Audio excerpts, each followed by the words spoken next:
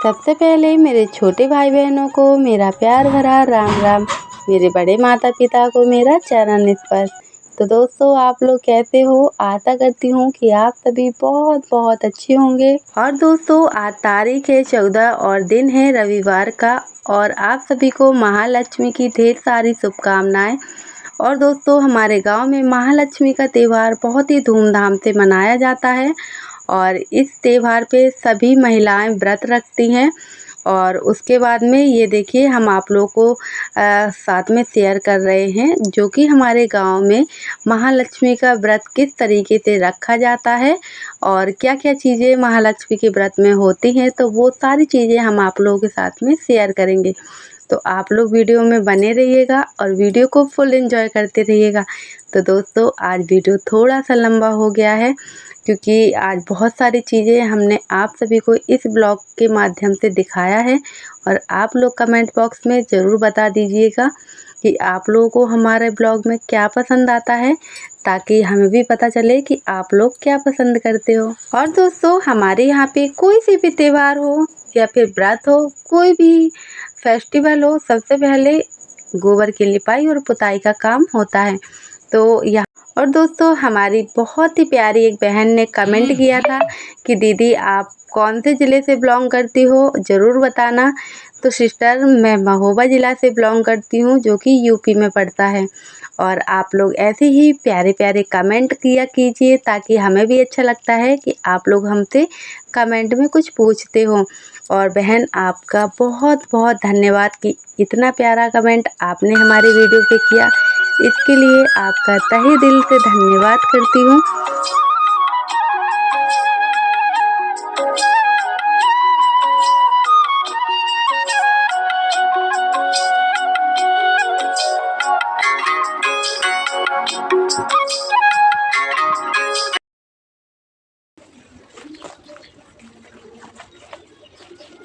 वैसे तो दोस्तों, लिपाई पुताई का काम हम एक दिन पहले ही कर लेते हैं, लेकिन इस बार क्या हुआ कि हमें पता ही नहीं चला कि महालक्ष्मी का व्रत 14 तारीख और रविवार को पड़ रहा है।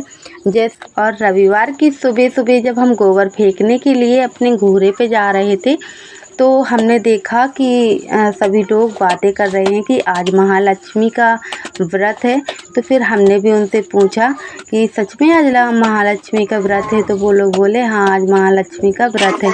तो हमने तो चलो समय पे पता पड़ गया। ना तो ऐसा होता है कि सुबह जैसे कि काम वगैरह हो जाते हैं तो चाय वगैरह नाश्ता वगैरह में कुछ ना कुछ खा पी लेते हैं, लेकिन हमने आज कुछ भी खाया भी नहीं था क्योंकि माता रानी चाहती थी कि हम महालक्ष्मी का व्रत रहें। और वैसे दोस्तों, हम हर साल महालक्ष्मी का व्रत पूरे विधि विधान से रहते हैं। और दोस्तों, हमारा आंगन मिट्टी का नहीं है, वहाँ पे फर्श पड़ा हुआ है, तो वहाँ की लिपाई नहीं करते हैं, सीधा धो देते हैं। और उसके बाद में आ गए थे अंदर। हमने सोचा चलो पहले अंदर का पोछा लगा देते हैं। और अभी लाइट भी आ रही थी तो बच्चे बेड पे बैठकर टीवी देख रहे थे। ना तो यहाँ से वहाँ कूदने फुदकने लगेंगे ना, तो मतलब पूरे पोछा में एकदम पैर पैर बन जाते हैं, तो देखने में बिल्कुल भी अच्छा नहीं लगता है। और फिर से हमें दोबारा से मेहनत करनी पड़ती है। तो यहाँ पे बच्चों को बैठा दिया था बेड पे टीवी देखने के लिए, और तब तक हम लगा लेते हैं पोछा।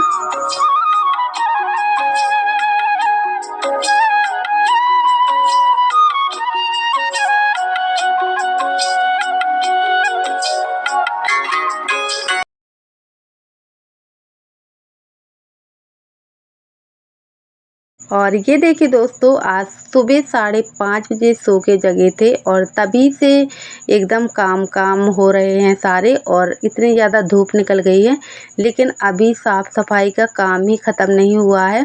क्योंकि गांव में क्या होता है कि बहुत सारी जगह होती है जिसको हर कोने कुतरे से साफ़ सुथरा करना पड़ता है। तो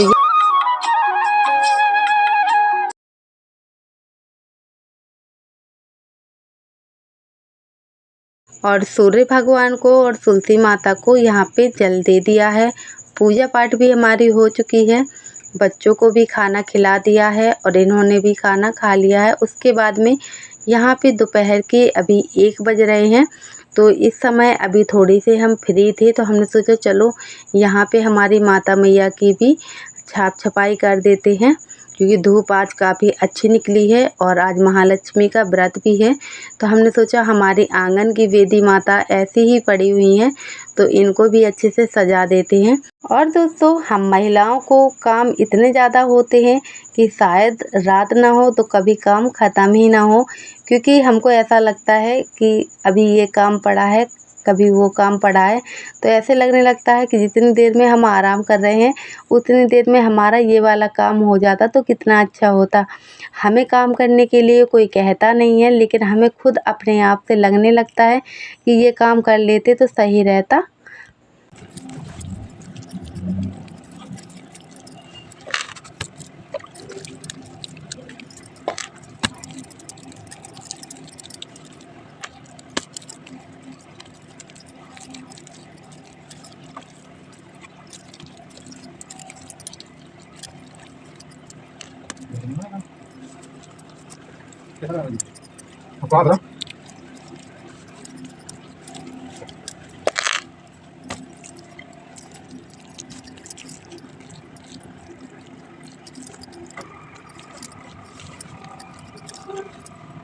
और दोस्तों, 1 घंटा की मेहनत के बाद में फाइनली हमारी वेदी माता अच्छे से छप चुकी हैं और अभी समय हो रहा है दोपहर के 2।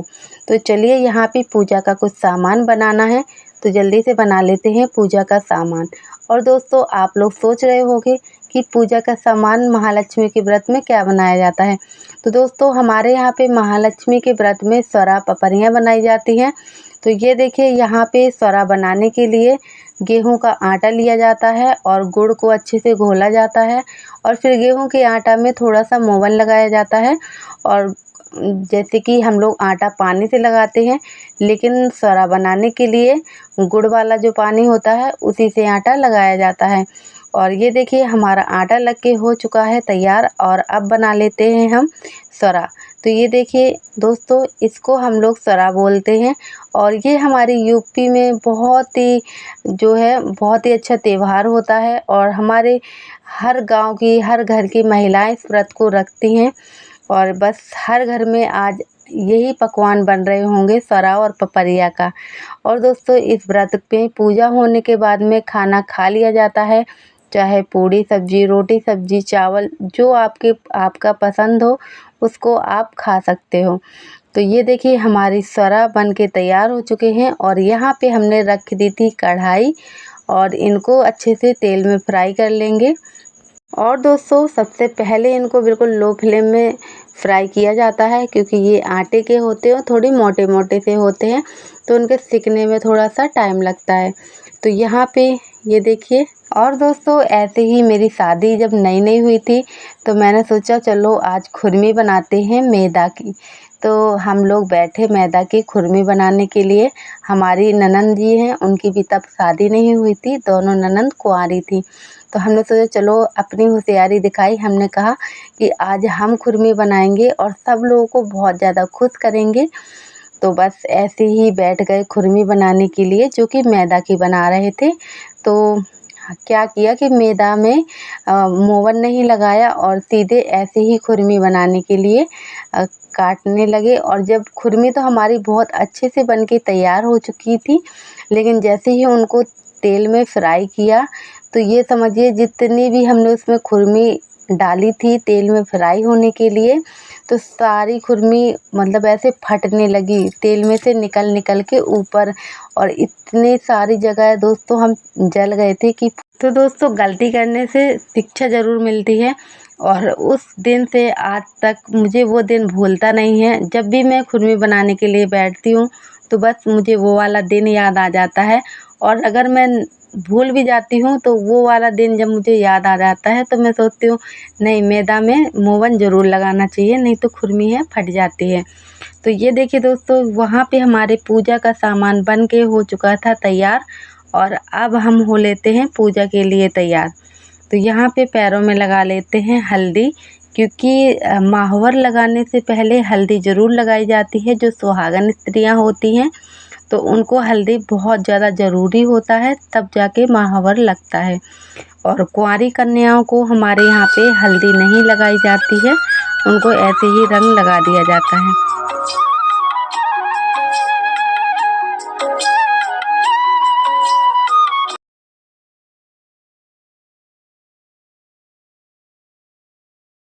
और यहाँ पे तैयार भी हो रहे थे और साथ साथ में पंडित जी को कॉल भी करते जा रहे थे। लेकिन आज पंडित जी बहुत ज़्यादा व्यस्त हैं, इसलिए उनका फ़ोन भी नेटवर्क कवरेज क्षेत्र से बाहर है, क्योंकि हमारा बहुत बड़ा गांव है दोस्तों।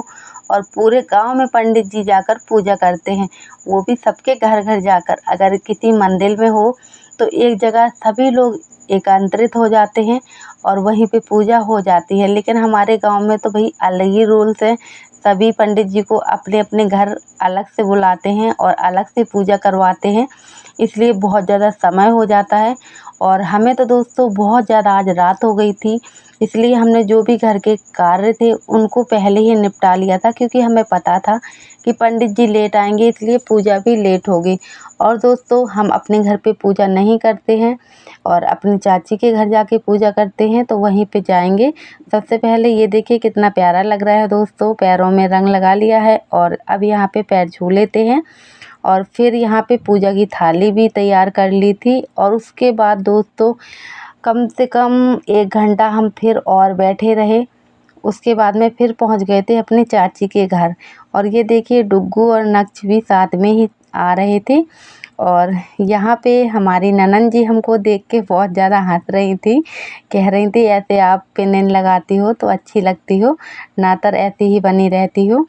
तो जब दोस्तों घर में काम बहुत ज़्यादा होते हैं ना, तो साखों सिंगार तो भाई याद ही नहीं होता है। और उसके बाद में यहाँ पे होने लगी थी थोड़ी थोड़ी सी बारिश, थोड़ी थोड़ी नहीं काफ़ी हो गई थी। और यहाँ पे फिर आ चुके थे पंडित जी, तो आप लोग देख सकते हो कि कितना ज़्यादा समय हो गया था और थोड़ा थोड़ा अंधेरा है जो होने लगा था। तो अब यहाँ पे हमारी पूजा होनी शुरू हो गई है। तो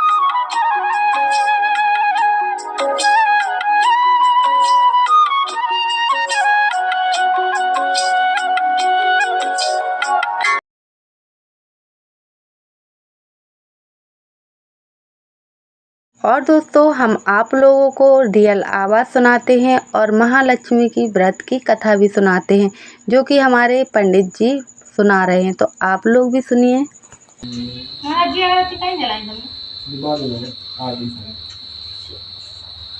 समस्त समस्त राजकुल के कर्मचारी महाराज भेंट रतन का सम्मान आदर करके राजमहल में महाराज को स्वर्ण के सिंहासन पर विराजमान करके आर्घ पद आसन दे करके उनका पूजन किया। ब्यास जी के उपस्थित होने पर राज रानी गांधारी ने माता कुंती से हाथ जोड़ करके कहने किया कि हे महाराज आप कल दर्शी हैं, आपसे हमारी प्रार्थना है कि किसी को कोई ऐसा व्रत सरल पूजन बताएं जिससे हमारी राज लक्ष्मी सुख पुत्र होता ऐसा परिवार सुखी आता है। इतना सुखद ही आज ने कहा कि हम ऐसे व्रत का पूजन का उल्लेख नहीं कर रहे हैं जिससे सदा लक्ष्मी जी स्थिर होकर के सुख प्रदान करती है। वह ऐसी महालक्ष्मी का व्रत है जिसका पूजन करने से दिवस है अश्विनी कुमार के कृष्ण पक्ष की अष्टमी को माना जाता है। तब राज रानी गांधारी कहा कि हे महाराज मनोवाह व्रत है कैसे आरंभ हुआ और किस सिद्धांत से पूजन होता है यह सबको बताने की कृपा कीजिए। तब महाराज श्री लोमस जी ने कहा कि वह व्रत भाद्रपद शुक्ल पक्ष की अष्टमी के दिन सुबह व्रत करके मन में संकल्प करें और किसी जलाशय में जाकर के स्नान करके स्वच्छ है कपड़े पहन करके ताजी दूरी से महालक्ष्मी जी को जल है का तर्पण करें और प्रणाम करना चाहिए है। और दोस्तों अगर मैं आप लोगों को पूरी कथा सुनाऊंगी तो आप लोगों का समय बहुत ज़्यादा चला जाएगा और मेरा वीडियो भी है काफ़ी ज़्यादा लंबा हो जाएगा, इसलिए आप लोगों को रियल आवाज़ थोड़ी सी ही रखी है। वैसे अभी दोस्तों कथा चल रही है और हम लोग कथा बैठ के सुन रहे हैं, क्योंकि जब तक कथा पूरी नहीं हो जाती तो पूजा की विधि भी पूरी नहीं होती है। तो यहाँ पे पूरी कथा सुनने के बाद में फिर क्या होता है कि एक धागा बनाते हैं पंडित जी, जिसमें 108 गांठ लगाते हैं और फिर वो हाथों में बांधी जाती है। तो आप लोगों को हम वो भी दिखाएंगे इसी वीडियो में।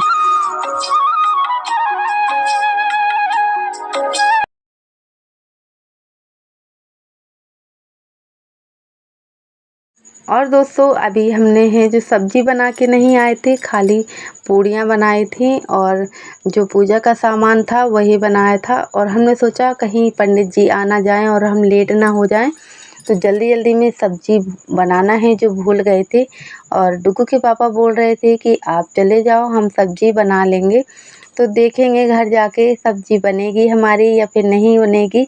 और दोस्तों जब पूरे दिन से व्रत रहते हैं तो खाना खाने के बाद में बस ऐसे लगने लग जाता है कि आराम से सो जाओ, लेकिन आप लोगों के साथ में वीडियो भी शेयर करना है, इसलिए अभी तो बहुत रात तक जगना पड़ेगा।